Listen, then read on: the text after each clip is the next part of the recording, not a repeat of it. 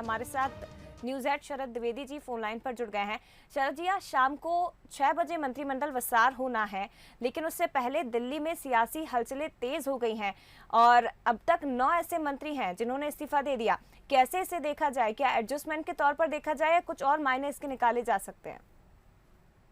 देखिए जय, अब ये जो पूरी एक्सरसाइज है ये बहुत ही सुविचारित, बहुत ही वेल प्लान्ड, बहुत अच्छे तरीके से डिज़ाइन की गई और सोची हुई एक पूरी प्रोसेस है। और प्रोसेस क्यों है? क्योंकि जिस तरह से पोस्ट कोविड दूसरी लहर की मैं बात कर रहा हूँ, कोविड की दूसरी लहर के बाद जो चुनौतियाँ बतौर सरकार भी केंद्र सरकार के सामने रहीं और बीजेपी शासित कुछ राज्यों में जिस तरह से कोविड की दूसरी लहर के बाद परिस्थितियां बनी जी। और कोविड की इसी लहर के दौरान केंद्रीय मंत्रियों का जो प्रदर्शन रहा, नरेंद्र मोदी कैबिनेट में शामिल जो उनके साथी हैं, इन तमाम चीज़ों को देखते हुए और इसी के साथ उत्तर प्रदेश में 2022 के चुनाव और उसी के साथ कुछ अन्य राज्यों में चुनाव और साथ ही 2023 और फिर 2024 में लोकसभा का चुनाव, ये 2.5 साल का, करीब करीब 3.5 साल का जो समय आप और हम देख सकते हैं। ये समय इसलिए महत्वपूर्ण है कि बीजेपी ने ये सफ़र तय करने में बहुत मेहनत की है और बहुत चुनौतियों का भी सामना किया है। तो बीजेपी ने संगठन के साथ और संघ के भी पर्दे के पीछे संघ के भी कुछ प्रमुख लोगों के साथ चर्चा के बाद एक बड़ी सर्जरी जैसी एक तैयारी की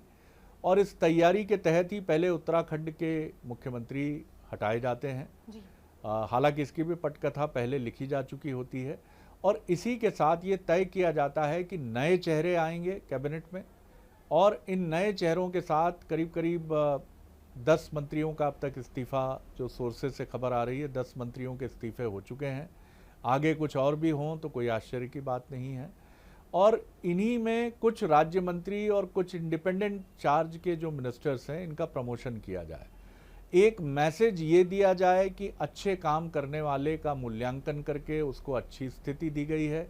और जिन लोगों के प्रदर्शन को लेकर टीका टिप्पणी हुई या जिनकी आवश्यकता अब राज्य में है, जैसे मानव संसाधन मंत्री पोखरियाल साहब हैं जी। अब जिस तरह की उथल पुथल उत्तराखंड में मची है, तो आगे अगर हम पोखरियाल साहब की कोई महत्वपूर्ण भूमिका वहाँ देखें तो हमें आश्चर्य नहीं होना चाहिए। इसका अर्थ ये नहीं है कि जो मुख्यमंत्री अभी बने हैं उनकी जगह बहुत जल्दी ये लेने वाले हैं, लेकिन फिर भी मुझे लगता है कि एक महत्वपूर्ण भूमिका में वो उत्तराखंड लौटेंगे और ये दायित्व क्या होगा ये वक्त हमें बताएगा। और इसी तरह कुछ मंत्रियों को, जैसे स्वास्थ्य मंत्री हैं हर्षवर्धन जी, उनके प्रदर्शन को लेकर काफ़ी टीका टिप्पणी हुई और ये माना जाना चाहिए या माना जा सकता है कि कोविड 2 यानी कोविड की दूसरी लहर से निपटने में जिस तरह की चुनौतियां केंद्र सरकार ने महसूस की, उसका एक कहीं खामियाजा भुगतना पड़ा है हर्षवर्धन जी को।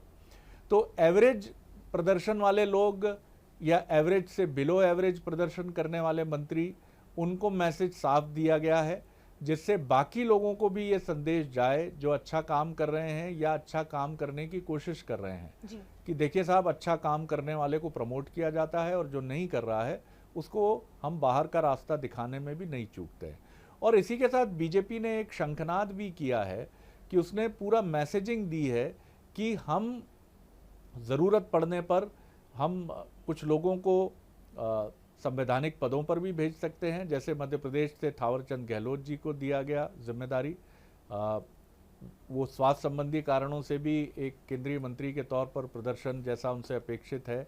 शायद वो बात रही हो, लेकिन उनको एक बड़ी जिम्मेदारी देकर संवैधानिक पद की कर्नाटक गवर्नर के तौर पर उनको भेजा गया।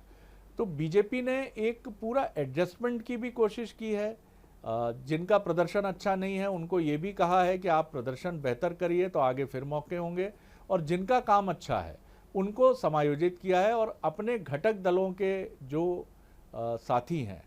उनके गठबंधन के कोलिशन के जो साथी हैं, उनको ये मैसेज दिया है कि आपके लोगों का स्वागत है, हम सब हाथ से हाथ बढ़ाकर, हाथ से हाथ मिलाकर आगे बढ़ें और फिर 2024 के लिए लगातार तीसरी बार केंद्र में बीजेपी की गठबंधन की सरकार बनाने का एक इतिहास बनाने की तरफ भी बढ़ चलें। तो बीजेपी ने काफ़ी होमवर्क के बाद ये पूरी एक्सरसाइज की है। इसमें ज्योतिरादित्य सिंधिया और तमाम वो चेहरे तो हैं ही जिन्होंने कांग्रेस को एक बहुत बड़ा झटका देते हुए बीजेपी के साथ आना पसंद किया है, और वहीं गठबंधन के साथी भी हैं, और कुछ कैबिनेट के जो सदस्य हैं जो प्रमोशन के हकदार हैं उनको प्रमोशन भी दिया जाएगा। जय बिल्कुल सर, ये हमने देखा है कि आज जो कैबिनेट विस्तार होने जा रहा है उससे पहले जो सियासी हलचलें हुई हैं वो आपने पूरे विस्तार से हमें समझाने की कोशिश की है कि क्या इस बार किस पर फोकस मोदी सरकार करने जा रही है। लेकिन टैलेंट को इस बार मौका दिया जाएगा, बैलेंस बनाने की कोशिश की गई है इस केंद्रीय कैबिनेट में। मध्य प्रदेश की बात की जाए तो ज्योतिरादित्य सिंधिया का नाम तो लंबे समय से चल ही रहा था, उन्हें मौका मिलेगा, अब केंद्रीय कैबिनेट में वो नजर आएंगे। मध्य प्रदेश के लिहाज से कितना महत्वपूर्ण हो जाता है ये आपसे समझने की कोशिश करेंगे, क्योंकि युवा चेहरा है, यूथ है। देखिए, मध्य प्रदेश के लिए ये काफ़ी महत्वपूर्ण मौका है, क्योंकि अब तक आप देखें तो गहलोत जी की जगह खाली हुई तो सिंधिया जी उस जगह को भरने जा रहे हैं जी। और केंद्रीय मंत्री के तौर पर प्रहलाद पटेल जी हैं, नरेंद्र सिंह तोमर जी हैं। तो ये जो मध्य प्रदेश का प्रतिनिधित्व है, ये सिंधिया जी के आने से इसमें और रंग आ गया है जी। रंग इसलिए आ गया है कि सिंधिया एक अलग मिजाज के नेता हैं जो क्राउड पुलर, भीड़ को आकर्षित करने वाले नेता की छवि रखते हैं जी। उनको काफ़ी लोग फॉलो करते हैं, उनके युवा समर्थक हैं, आलोचक भी हैं, और उनके प्रशंसक हों या उनके आलोचक हों, जैसी वो एक कहावत है कि आप चाहे मेरी प्रशंसा करिए चाहे मेरी आलोचना करिए, लेकिन आप मुझे खारिज नहीं कर सकते हैं, आप मुझे रिजेक्ट नहीं कर सकते हैं। तो सिंधिया उसी कैटेगरी के नेता हैं कि जिनको आप चाहे प्रशंसा की दृष्टि से देखें, आलोचना की दृष्टि से, आप उन्हें खारिज नहीं कर सकते हैं। और क्राउड पुलर लीडर हैं, जहां भी वो जाते हैं आई कैचिंग हैं, लोगों की निगाह होती है। तो बीजेपी को इसका फ़ायदा 2023 में भी मिलेगा, 2024 में भी मिलेगा। फिर जैसा हम बार बार ये बात कहते आए हैं कि वो कांग्रेस के साथ साथ अपोजिशन जिनको बीजेपी चोट पहुंचाना चाहती है और जिनके नेता, चाहे कांग्रेस हो या फिर एनसीपी हो या फिर शिवसेना ही क्यों ना हो, उनके ऐसे नेता जो असंतुष्ट हैं अपनी अपनी पार्टियों में या और जो रिस्पेक्टिव पार्टीज़ हैं, उनके लिए सिंधिया जी के ज़रिए बीजेपी ने ये संदेश भी बहुत साफ दिया है कि हम जो कहते हैं वो करते हैं।